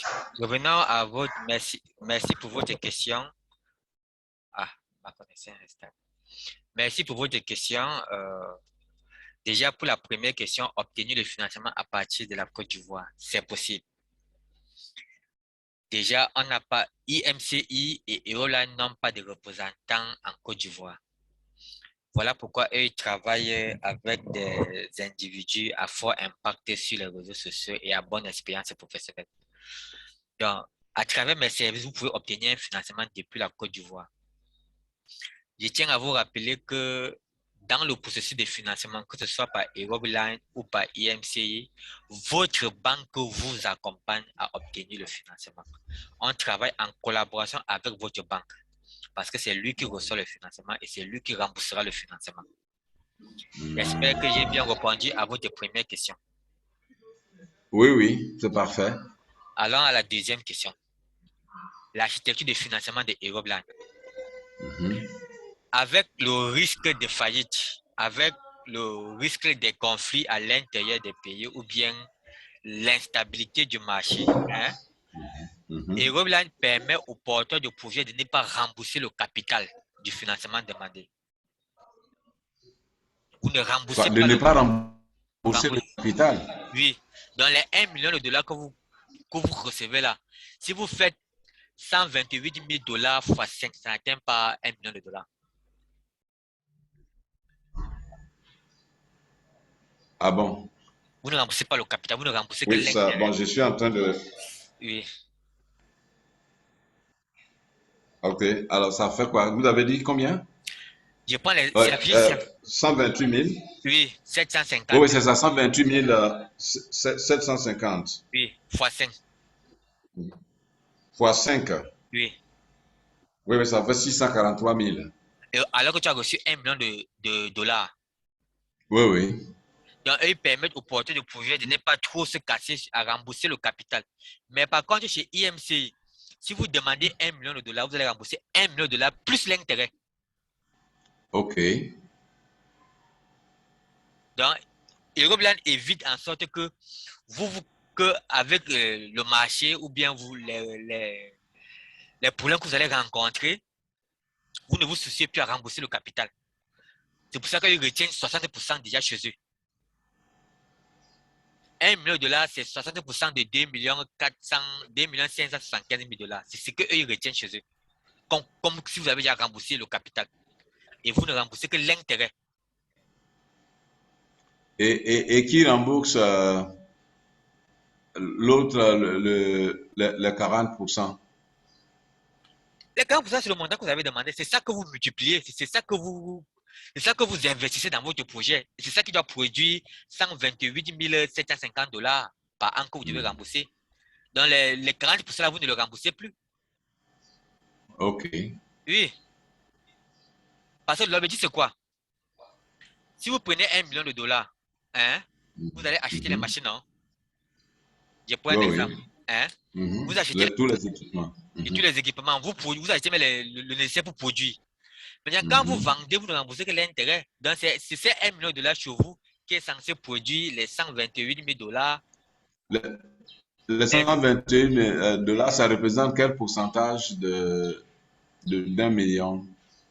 Non, pas d'1 million. C'est 5% Ça veut dire que c'est le taux 5%. d'intérêt, donc le taux d'intérêt est de combien? 5%. C'est 5% de, 5%. c'est Ok, 5% de 2 750 000 dollars. c'est ça. Oui. Ok, ok, oui, oui, oui, je vois, ouais. Et chez eux, tu as Ok. 5 ans pour rembourser. Donc, si après 5 ans, tu ne parviens pas, tu dois informer l'investisseur que de t'ajouter encore des périodes de grâce. Mais chez eux, Mhm. ce n'est pas une obligation à l'investisseur de donner des périodes de grâce de remboursement. Mhm. Ok, Oui, c'est bien ça. ok, Donc, eux, ils évitent aux porteurs de projet de rembourser le capital dans leur architecture de financement. c'est ça. Oui. Ok, Donc, ok. vous ne remboursez que et Euroblanc ne prend pas des actions dans votre entreprise.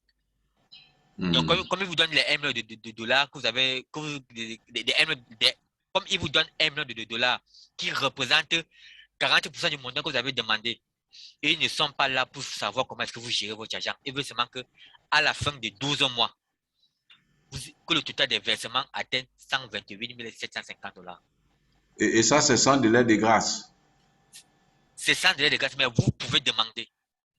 Ok. Mais eux ne vous offrent pas. Donc, quand on dit offre, c'est pour dire que dans le contrat de financement qu'ils vous donnent, c'est déjà dit que vous avez la période de grâce. Mais ils ne précisent pas, il n'y a pas de, comment je peux appeler ça? Ils ne font pas allusion aux périodes de grâce dans le contrat. Mais vous êtes libre Mhm. d'introduire une lettre pour demander des périodes de grâce. Mhm. Oui, Ok. Merci beaucoup. oui. Maintenant, et ça, c'est quel que soit le secteur, hein, le secteur Eux d'activité. ne trient pas des secteurs d'activité. Et on ne trie pas des secteurs d'activité. Il y a Et, et IMCI. IMCI, ça dépend du programme de financement. Ça dépend du Mhm. programme de financement. Ils ont choisi 5 programmes de financement. Ok. Oui. Et il y a des programmes qui sont sélectifs, il y a des programmes qui sont non sélectifs. Oui, oui. Oui. Mais dans tous les programmes d'IMC, il y a les frais, il y a les honoraires d'IMC que vous payez. Par contre, par conséquent, IMC vous accompagne. Du moment où vous introduisez la demande de financement jusqu'à ce que vous remboursez le dernier centime du financement que vous avez reçu, IMC, il vous accompagne.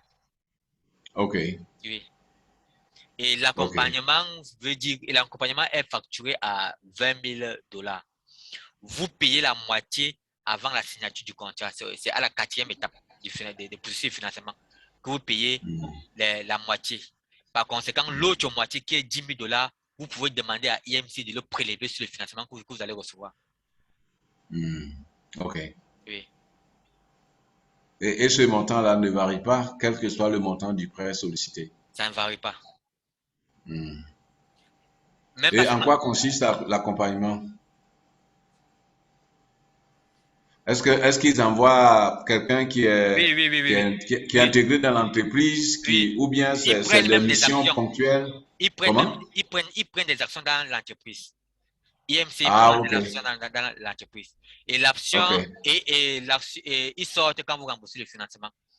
Par contre, avec IM, Maintenant, uh-huh. Allez-y. par contre, avec IMCI, si vous avez pris le programme A, hein, la durée de financement est de 4 ans à 7 ans. D'accord? Uh-huh. Après 3 ans, vous êtes déjà indépendant. Uh-huh. Et vous êtes à IMCI, vous voulez rompre le financement. Il sort du capital au même moment que vous Uh-huh. rompez le financement. Vous suivez? Et quand ils sortent du capital, comment leurs actions, quelle est la destination de leurs actions? Ils vous les Vous rétrocèdent reprenez, ou vous bien reprenez, vous comment? reprenez, vous reprenez vos actions. Tout c'est défini dans le contrat. Et c'est en payant, en payant donc ces actions-là, ou ils vous cèdent gratis. Ça dépend de comment vous avez défini votre parc d'actionnariat dans votre entreprise. Quand vous créez une Mais entreprise, en général, qu'est-ce qu'ils font? Vous qui êtes leurs représentants? c'est à vous de définir un parc d'actionnariat dans votre entreprise et eux, ils vont s'arrimer à cela. Bon, si moi je dis, bon, écoutez, une fois que j'ai remboursé intérêt et capital, ah ben, vous sortez de mon affaire, mais vous me laissez gratuitement vos parts. Non, vous avez une entreprise. Vous Oui, avez 100 actions.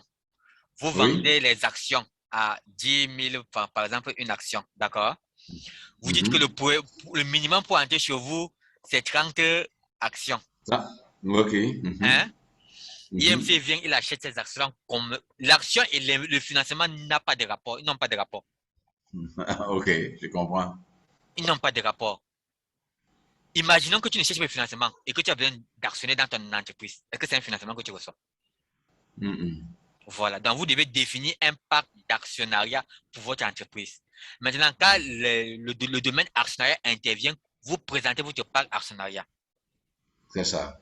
Ok. On pourrait exiger, par exemple, que la revente maintienne la valeur initiale Oui, et non pas faire une réévaluation en fin de contrat. exactement. Ok. Maintenant, vous ne demandez pas de Ok. financement. Je peux dire que je veux être actionnaire dans votre entreprise. Vous m'envoyez votre pacte actionnariat.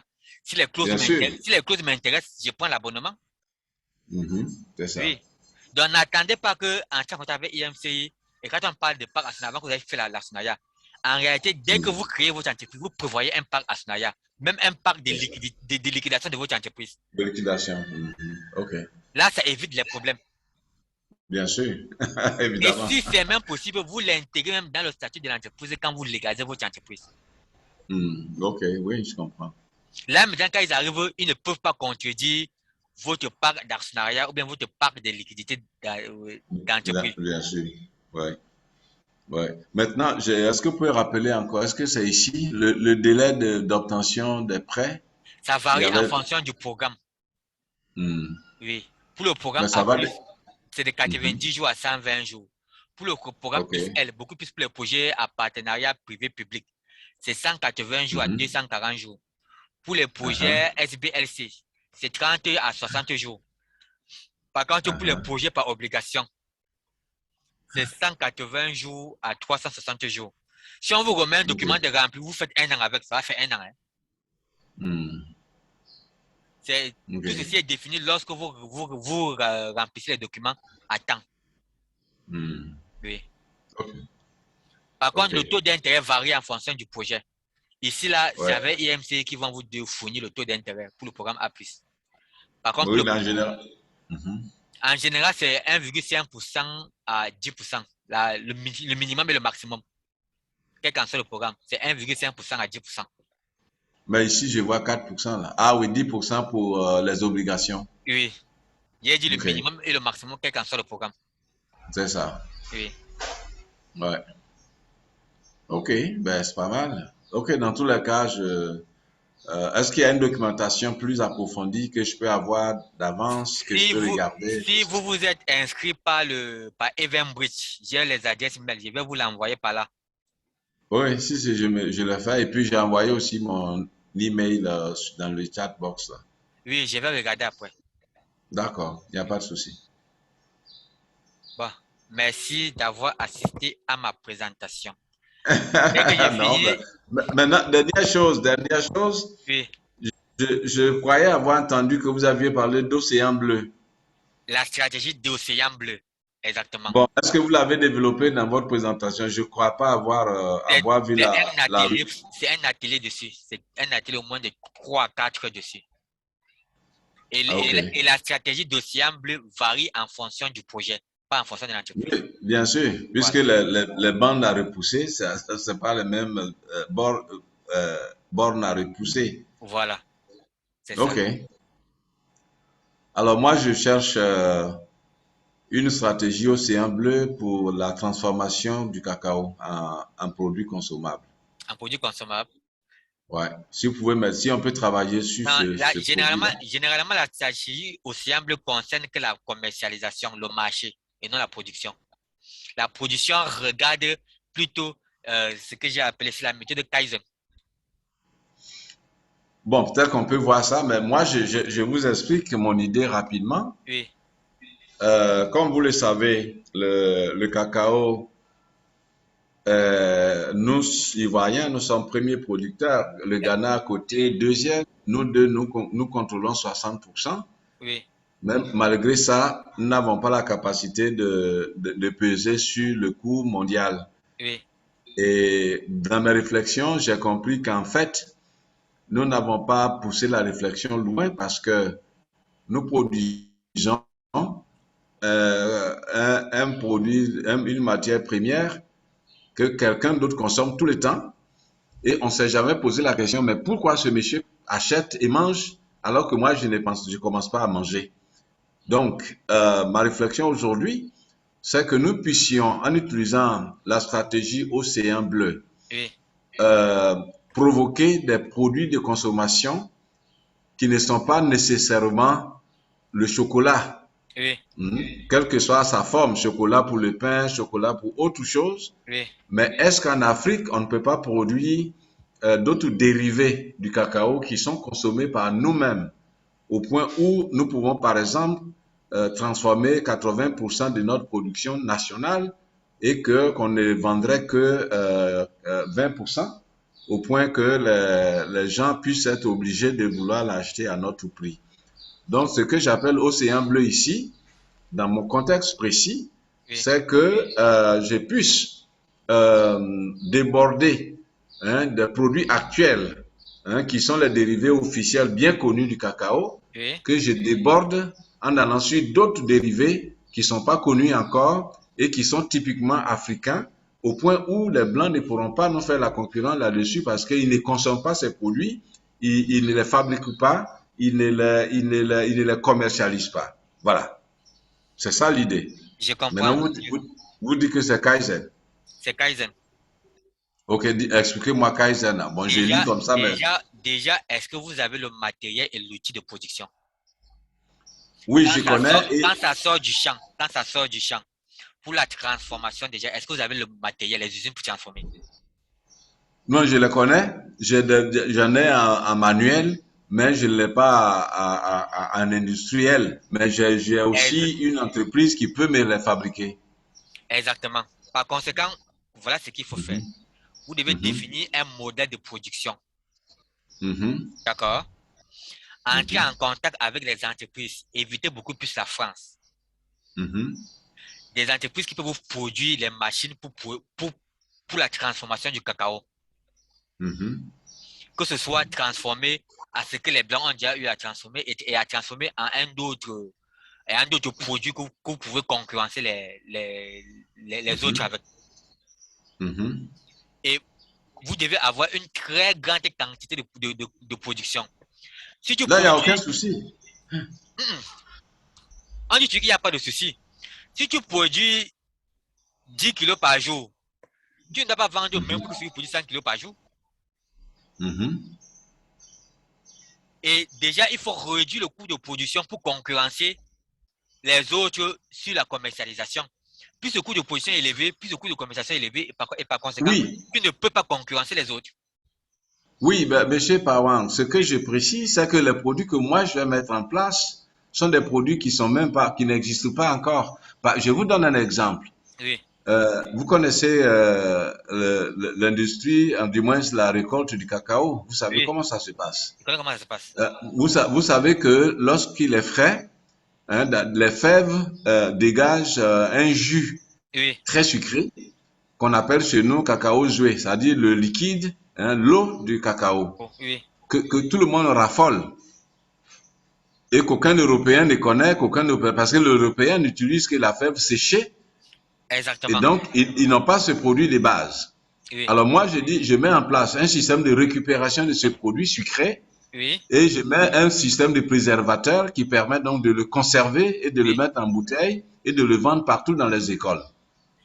Je n'ai pas exactement. de, je n'ai pas de concurrents. Ça fait un. Exactement, oui. Je vous suis. Deuxièmement, on sait que les retombées, donc ça veut dire que ce produit-là, j'ai même pas besoin de venir le vendre à Abidjan.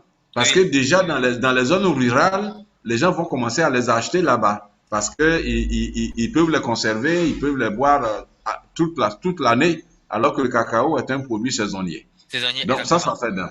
Oui, Deuxièmement, je demande qu'on change le nom du chocolat. oui, Hein? Nous, on l'appellera plus chocolat, mais on va l'appeler cacao allié, qui veut dire nourriture de cacao. oui.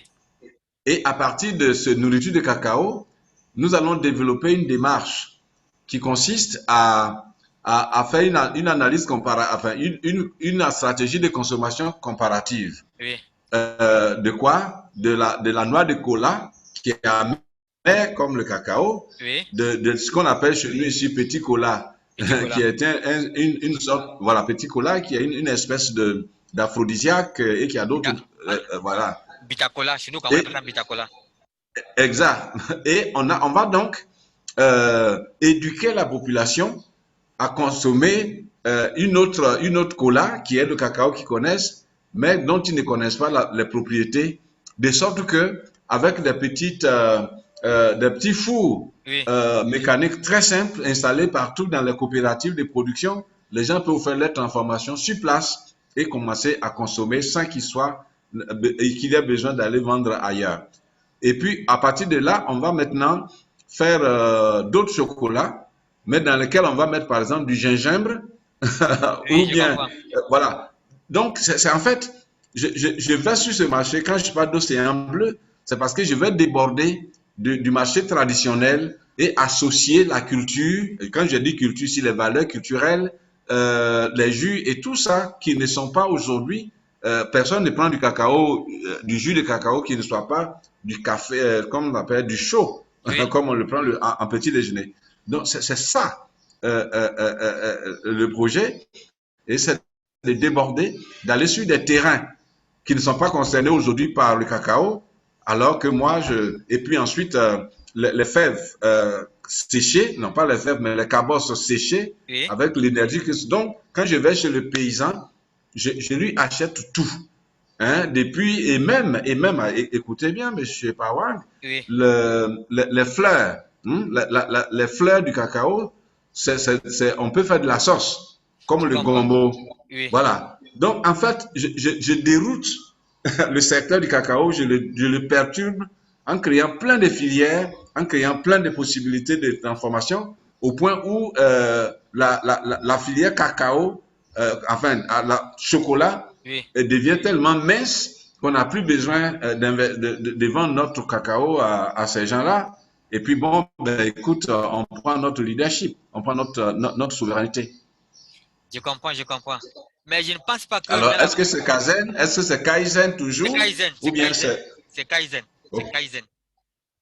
ok. Parce que Alors, comment l'aussi, est-ce qu'on peut travailler, comment on peut travailler ensemble, vous et moi, pour monter une telle stratégie? Parce qu'on peut sauver l'Afrique, on peut sauver tous les pays qui produisent exactement. cacao avec ça. Déjà, pour qu'on puisse travailler ensemble, je dois avoir déjà le modèle, le business plan et le business model canvas. Bon, de votre projet. Est-ce que vous et moi, on peut travailler ensemble pour le réaliser? On peut travailler ensemble. C'est possible, on peut travailler ensemble. Et qu'est-ce qu'il me faut pour ça? Je Le vous business plan. adresse un courrier, on signe un partenariat, on signe un document de MOU. Non, c'est quoi? Non, non, non, non, non, non. Je ne fonctionne pas comme ça. J'ai eu à travailler. Moi, je suis pressé, hein? Je comprends. Déjà, s'il faut travailler pour cela, j'ai besoin d'un business plan du projet, comme vous l'avez expliqué là. Un business plan qui définit cela en détail. Mhm. Oui. Ok. Maintenant, pour aller sur le marché, on doit vérifier d'abord s'il y a la Mhm. concurrence. Et il n'y a pas de concurrence déjà. Donc, par conséquent, on n'aura plus besoin d'une stratégie d'océan bleu. On ne parle de stratégie d'océan bleu si et seulement si l'océan est rouge. Donc, s'il y a tellement de concurrents qui ont saturé le marché. Or, dans votre cas de projet, il n'y a pas de concurrents qui ont saturé le marché. Oui, mais je ne peux pas dire qu'il n'y a pas de concurrence parce que la concurrence va se jouer sur l'accès aux matières premières.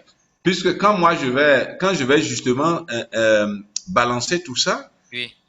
les paysans qui ne vendaient que leurs fèves, quand moi j'entre dans leur coopérative, j'arrive dans leur coopérative, j'achète le jus qu'ils ont, j'achète les cabosses qu'ils ont, j'achète les fèves qu'ils ont et je les aide même à consommer ces fèves qui vont faire du bien à leur Voilà cœur, comment, qui vont, voilà.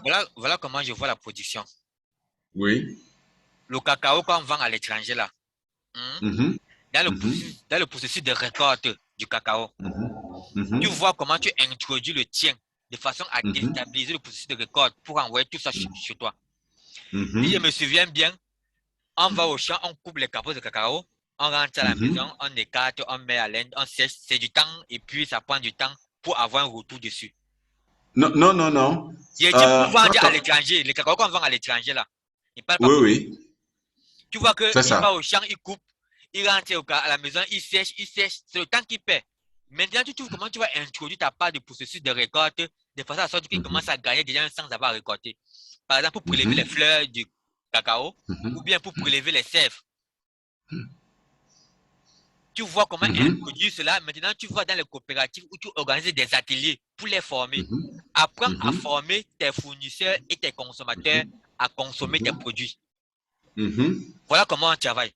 C'est ça. Je demande le business plan pourquoi? Parce que le business plan doit orienter notre stratégie. Mhm, Avec un business plan, on peut sortir même 10 modèles d'affaires. On peut sortir 10 business model canvas. mhm, Et chaque modèle canvas va intervenir à chaque processus de récolte pour permettre mhm, aux cultivateurs qui sont au champ de ne pas attendre la fin de la saison pour commencer à gagner un retour sur sa plantation. mhm, Qu'il peut mhm, commencer à gagner maintenant. Voilà comment on doit travailler. Et mhm, étant donné que vous êtes en Côte d'Ivoire et que c'est cela, il faut automatiquement qu'il soit en Côte d'Ivoire. On peut pas travailler à distance. Voilà mhm, pourquoi je voulais qu'à distance, on programme d'abord le travail. mhm, Quand on arrive sur le terrain, je sais déjà ce qu'il y a lieu à faire. Tout ce qu'il y a de théorique, on travaille à mhm, distance. Maintenant, quand il faut entrer à la mhm, pratique, descendre sur le terrain pour implémenter la théorie qu'on a définie, là, c'est mhm, là où je dois descendre sur le terrain. Voilà comment je vois le mhm, travail. Ça ne sert à rien qu'on entre en collaboration. Je descends pour qu'on travaille un truc qu'on peut travailler à distance. C'est dépenser en déplacement et en mhm, logement, voire encore même en nutrition. mhm, C'est tout. mhm, S'il y a des petits travaux à mhm, faire, de ton côté, tu le fais. S'il y a des petits travaux à faire en ligne ensemble, on le fait ensemble. S'il y a le travail à mhm, faire que je dois faire de mon côté, revenir te faire un rapport, je le fais à mhm, distance. Mais dans tous les cas, mhm. au moment de l'implanter, je dois être en Côte d'Ivoire pour l'implanter. Voilà, voilà. Alors moi, ce que je voudrais faire, je voudrais vous proposer, non pas que ce que nous disons, je ne comprends pas, je comprends parfaitement, mais j'aurais aimé, si vous avez un bout de temps, Oui, que vous m'envoyez une esquisse de ce que vous attendez que je mette d'abord en place. j'ai compris, Hmm? j'ai pris des notes, je vais vous l'envoyer. Voilà, Je vais vous parfait, l'envoyer. parfait. Voilà. Parce que ce qu'on fera, le Cameroun produit aussi du cacao, n'est-ce pas? Oui, Voilà. On va sauver tous ces pays-là et on va modifier profondément Vous le êtes, secteur cacao. vous êtes connecté sur votre téléphone. Comment? Vous êtes connecté sur votre téléphone présentement. Non, non, je suis connecté sur mon ordinateur. En fait, c'est parce que j'ai un compte Zoom déjà. Donc, moi, j'ai pas de souci, moi. Je voulais vous envoyer un lien groupe ici, ça vous envoie directement dans WhatsApp. On s'écrit dans WhatsApp. Oui, oui. Est-ce que vous avez mon numéro de téléphone? Attendez un instant, je le Je vous fais. envoie mon numéro de téléphone. Oui. 221, 225, pardon. Attendez un instant. Mhm.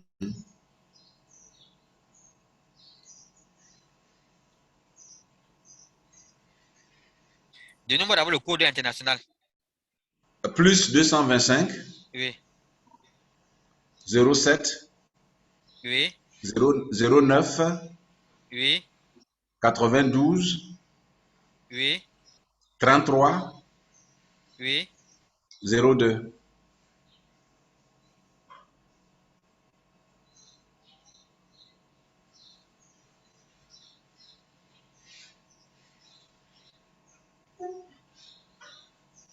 C'est bon, je vous ai envoyé un message. Bonjour. Ok, je regarde. Oui. Voilà, c'est là. Oui. Bon, Alors, merci d'avoir assisté à ma présentation. On se prend sur WhatsApp pour la suite. voilà, ça c'est, voilà, je vois. Pawang, apporteur d'investissement. Oui, c'est ça. Donc, c'est Martial. Attendez, hein. Martial, quoi? Martial Chi, Chitienzo, Chitchienzo. Chitienzo. Oui. Voilà, parfait. Alors, moi, je vous ai déjà ajouté. Ok. Alors, c'est ça. Voilà. J'ai mis aussi bonjour. Oui. Voilà. Chi, non, c'est Chitienzo. Voilà, c'est ça. Ah, vous avez sauté un H là. Oui. J'ai réécrit. Pawan Martial. Ok, il n'y a pas de souci. De toute façon, j'ai déjà votre Oui. nom. Ben voilà. Et voilà, très très bien. Très bien. Alors donc, j'ai bien compris que je, je vais vraiment, je connais pas vraiment, j'entends parler de Kaizen, mais je maîtrise pas Kaizen du tout, comme Océan Bleu. Oui. Oui. Moi, j'ai le, attendez, hein, vous permettez que je mette ma vidéo. Bon, je suis à la maison, je suis Oui. pas bien habillé. Je comprends, c'est le week-end. C'est le Je week-end. suis pas bien habillé, mais voilà. Moi, j'ai de, voilà. J'achète, voilà. Si vous regardez ici, Oui. j'achète Océan Bleu. Est-ce que vous me voyez? Je vois exactement, je vois. Voilà. J'en achète plein et je distribue à des gens stratégiques que je connais. J'avais l'ancienne version. Hein, voilà, c'est ça qui est là. Oui. Voilà. Et maintenant, voilà, ça, j'en avais acheté une dizaine. J'ai déjà distribué. Il me reste deux que j'ai réservés à des amis qui sont justement dans le secteur cacao pour qu'ensemble, on fasse cette réflexion que je suis en train de partager avec vous. Oui, exactement, je comprends. Voilà. Moi, je ne vais pas laisser ce secteur-là tel que je l'ai trouvé avant de mourir. Je vais le changer, absolument. J'ai compris. On va travailler ensemble pour changer cela. Oui, mais justement, vous êtes un cerveau. Hein? Avec vous, on Oui, va faire les grandes choses. j'ai compris. Bon, Voilà. merci d'avoir assisté à ma présentation. Il reste quelques secondes, quelques minutes seulement. Mhm. Bon, merci et bon week-end à vous. OK. Ah, on a fini, hein? Oui, on a fini. Ah, d'accord. OK. Donc, j'attends l'enregistrement, hein? Oui, oui, vous aurez l'enregistrement. Excellent. Merci pour tout, Martial. Moi, c'est Oui, oui. Edouard Yao. De rien, Edouard Yao. Voilà. Vous avez quel âge, Martial? 32 ans. Ah, vous êtes mon troisième fils, puisque mon Exactement. troisième fils a le même âge que vous. Oui, oui. OK. Ben, courage, félicitations et je vous encourage à aller de l'avant, hein, changer l'Afrique, ne laissez pas l'Afrique là où vous l'avez trouvée, Exactement. Monsieur Merci. Titienzo. OK? Merci de me communiquer Allez, votre vision. voilà. Allez, bon week-end. Bon week-end.